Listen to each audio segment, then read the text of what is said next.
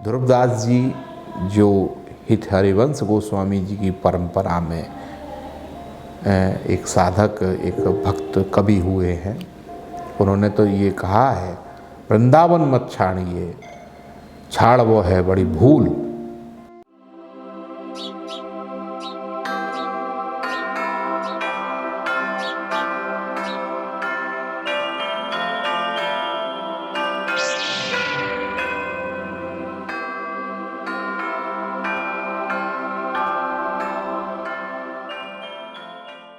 वृंदावनी रसोपासना के साथ में एक बड़ी महत्वपूर्ण एक भाव है जो विकसित हुआ है, वह है धाम निष्ठा का। क्योंकि आचार्यों ने ये अनुभव किया कि ये उपासना केवल और केवल इस भूमि पे ही हो सकती है, और यह भूमि है राधा रानी की भूमि, वृंदावन धाम।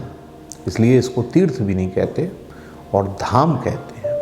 वृंदावन को हमेशा धाम कहा गया है, और धाम का मतलब होता है घर। यानी कि राधा और कृष्ण का जो बहुत ही जिसको कह सकते हैं कि घर जैसी स्थिति है वृंदावन की, बहुत ही प्रिय जगह है, प्रिय स्थान है। निधिवन और सेवा कुंज जैसे स्थान यहाँ पे हैं। आचार्यों के मानस में इस बात की अनुभूति हुई। निधुवन शब्द का अगर हम संस्कृत परंपराओं में अर्थ देखेंगे तो समझेंगे कि वो अभिसार स्थली के रूप में उसे निधुवन कहा गया है। गीत गोविंद की ये परंपरा है। जो स्वामी हरदास जी की जो साधना स्थली है वो निधुवन कहलाती है। सेवा कुंज, सेवा कुंज जहाँ कवि मानस ने, भक्त और आचार्य मानस ने ये उसके अनुभूति हुई कि जहाँ राधा की चरण सेवा श्री कृष्ण कर रहे हैं, वह जगह सेवा कुंज है। यह निश्चित रूप से कोई पौराणिक आख्यान नहीं है, ये अनुभूति की वह सूक्ष्मता है जो यहाँ के रस के आचार्यों ने इसे बहुत बारीकी से समझा है। निधिवन और सेवा कुंज के रूप में है। इस प्रकार का जो विचार था, जिसने इस बात पे बहुत बल दिया कि वृंदावन नहीं छोड़ना चाहिए हमें। जो वृंदावनी रस के उपासक थे, उनके लिए ब्रज यात्रा भी जो है महत्वपूर्ण नहीं रह गई थी। ध्रुवदास जी जो हित हरिवंश गोस्वामी जी की परंपरा में एक साधक, एक भक्त कवि हुए हैं, उन्होंने तो ये कहा है, वृंदावन मत छाड़िए, छाड़ वो है बड़ी भूल।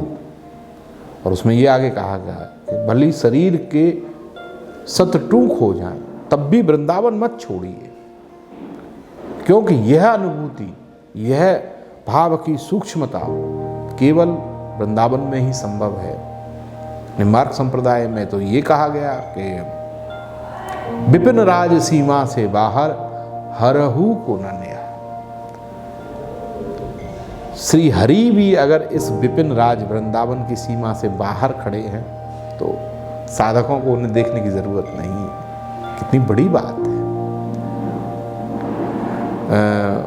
हालांकि ये बड़ी विचित्र सी लगती है और बड़ी अटपटी बात लगती है, पर साधना के स्तर की जो गहराई है, आप इसे समझ सकते हैं कि स्वयं हरिराम व्यास ये कहते हैं, बेटी हाट बिठाए के करो वृंदावन। यानी कि अगर बेटी को भी हाट में बिठाना पड़ जाए, बाजार में बैठाना पड़ जाए, तब भी वृंदावन आ जाना चाहिए।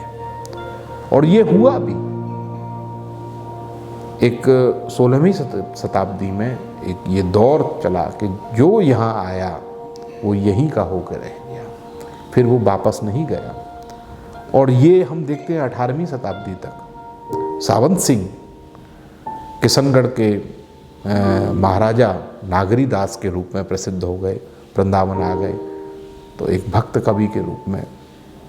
फिर वो एक बार ऐसा रिकॉर्ड मिलता है कि कुछ समय के लिए एक बार गए, जब अहमद शाह अब्दाली का 1757 में मथुरा और वृंदावन पे एक बहुत भयानक आक्रमण हुआ, तो उस समय के लिए सावंत सिंह वृंदावन छोड़ कर के कुछ दिन के लिए वहाँ गए किशनगढ़।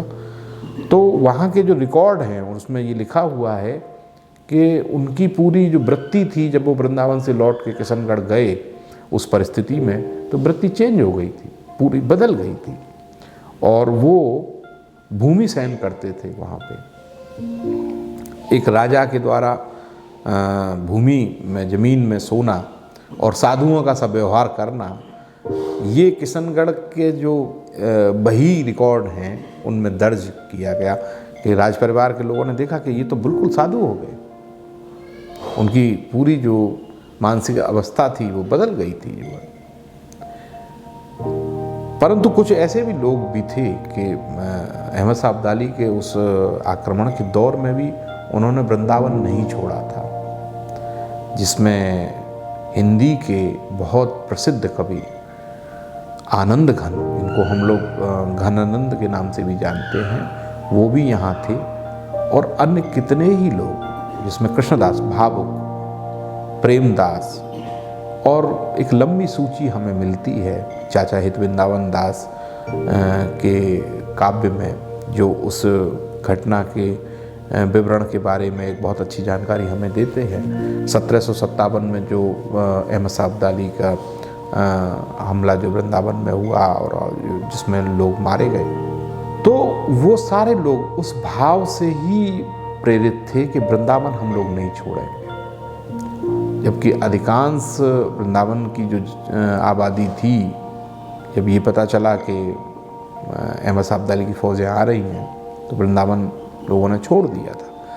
परंतु इस भाव के जो साधक थे, उन्होंने वृंदावन को नहीं छोड़ा।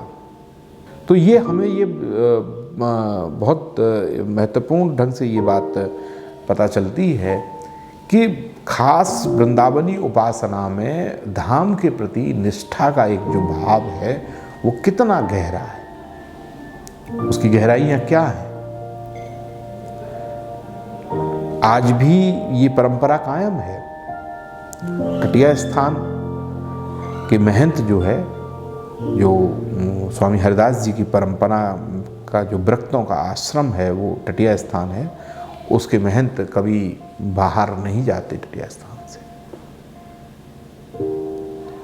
और उनका जब महंत पद उन्हें प्राप्त हो जाता है किसी भी साधु को, तो उसका शेष जीवन वहीं व्यतीत होता है। रंगजी मंदिर के महंतों की भी मैं जो गद्दी नसीन रंगजी मंदिर के होते हैं, उनके यहाँ पे भी ये परंपरा है। बहुत से साधकों को मैंने देखा है कि वो